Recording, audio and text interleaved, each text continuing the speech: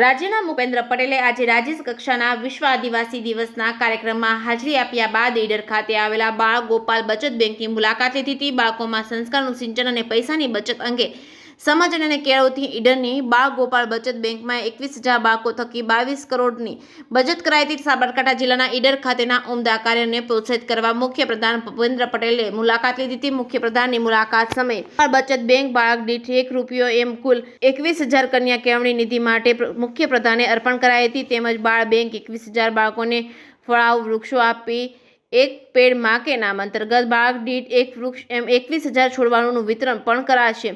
પરત કરતી વખતે મુખ્યપ્રધાને બચત બેંકના બાળકો સાથે ફોટો સેશન પણ કરાવ્યું છે। જે કેસની ગુજરાતી સાથે અશોક નાઈ, સાબરકાંઠા।